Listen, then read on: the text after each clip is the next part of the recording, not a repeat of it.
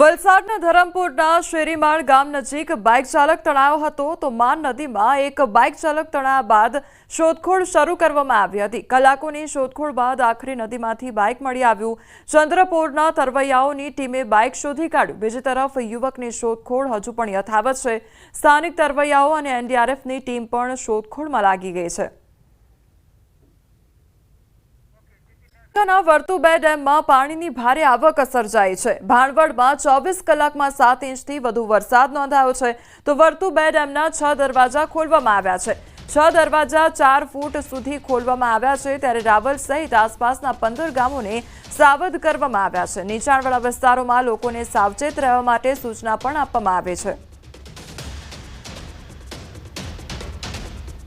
વર્તુળ 2 ના 6 ગેટ છે એ 4 ફૂટ ખોલવામાં આવ્યા છે અને જ્યારે આપણે નીચાણવાળા વિસ્તારની અંદર આવીએ તો પોરબંદરની અંદર 8 ગામડાઓ અને કલ્યાણપુરની અંદર 5 અને ભાણવડની અંદર 1 એમાં 14 ટોટલ ગામડાઓ અને નીચાણવાળા વિસ્તારની અંદર આપણે જાણ કરવામાં આવેલી છે અને કોઈ નદીના તટની અંદર નીચે અવરજવર ન કરે એવી મારી અપીલ છે। દેવભૂમિ દ્વારકા જિલ્લાના ભાણવડ પંથકમાં 24 કલાકમાં 7 ઇંચથી વધુ વરસાદ થતા વર્તુ 2 ડેમમાં પાણીની આવક વધી જતા વર્તુ 2 ડેમના 6 દરવાજા 4 ફૂટ સુધી ખોલવામાં આવ્યા છે। આપ સીધા દ્રશ્યમાં જોઈ શકો છો। વર્તુ 2 ડેમના 6 દરવાજા હાલ 4 ફૂટ સુધી ખોલવામાં આવતા નીચાણવાળા 14 જેટલા ગામોને એલર્ટ કરી દેવામાં આવ્યા છે।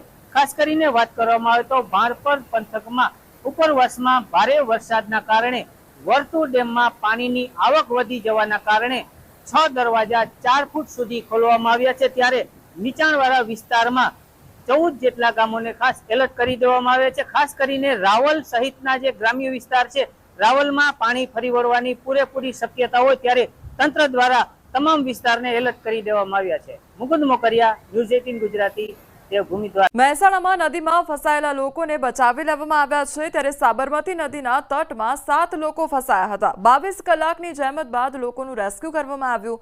ફાયર અને એનડીઆરએફની ટીમે રેસ્ક્યુ કર્યું તો સાબરમતીમાં પુષ્કળ પ્રમાણમાં પાણી છોડતા 7 લોકો ફસાઈ ગયા હતા।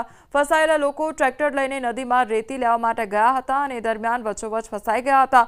ત્યારબાદ રેસ્ક્યુ ટીમ દ્વારા રેસ્ક્યુ કરવામાં આવ્યું અને જે 7 લોકો છે તેમને બચાવી લેવામાં આવ્યા છે।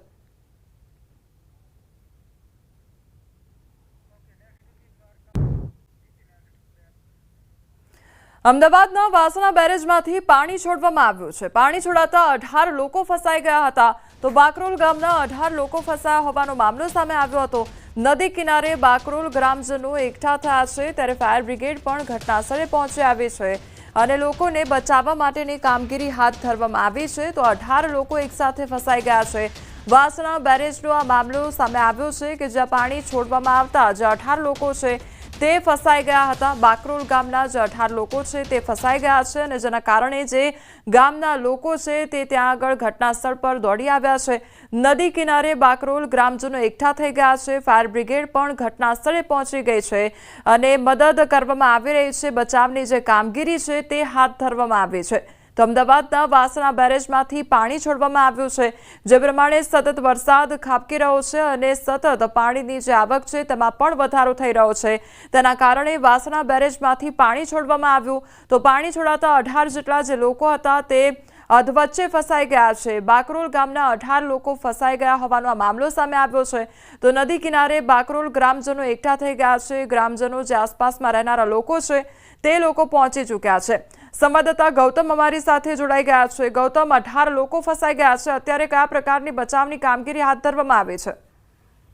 જી બિલકુલ, ગઈકાલથી જે ભારે વરસાદ જે છે તેની આશંકા વ્યક્ત કરવામાં આવી રહી છે। રાજ્યમાં અત્યાર સુધીની વાત કરીએ તો 80% જેટલો વરસાદ સમગ્ર રાજ્યમાં થઈ ચૂક્યો છે જે અંતર્ગત ઉપરવાસમાં જે પ્રકારે પાણી આવ્યું છે અને પાણીની આવક થતાના કારણે 240 ક્યુસેક જે પાણી જે છે તે પણ ગઈકાલે છોડવામાં આવ્યું હતું અને અંદાજિત કહી શકાય કે ધરોઈ ડેમમાંથી પાણી છોડવાના કારણે જે સંત સરોવરમાં પાણી એકત્ર થયું હતું જે અંતર્ગત 6325 ક્યુસેક પાણીનો જથ્થો સાબરમતી નદીમાં આવ્યો હતો અને સાબરમતી નદીમાંથી વાસણા બેરેકમાં 5126 ક્યુસેક પાણી ક્રમશઃ છોડવાની વાત સામે આવી હતી જે અંતર્ગત આજે વાસણા બેરેકના કુલ 25 દરવાજા ખોલવામાં આવે છે, પાણી વહાવવામાં આવ્યું છે પરંતુ નીચાણવાળા ગામોને પણ એલર્ટ કરવામાં આવ્યું છે જે અંતર્ગત બાકરોલની વાત કરીએ તો બાકરોલના 18 જેટલા લોકો જે છે તે ગામની સીમમાં હતા અને પાણી એકાએક છોડવાના કારણે તમામ લોકો ફસાયા હોવાના સમાચાર પ્રાપ્ત થઈ રહ્યા છે. આજે સમગ્ર ગામજનો જે છે તે ફસાવાના કારણે જે મદદની માંગ કરી રહ્યા છે. સ્થાનિક લોકો દ્વારા જે ફાયર બ્રિગેડને પણ મેજર કોલ જાહેર કરવામાં આવ્યો છે અને ફાયર બ્રિગેડની ટીમ પણ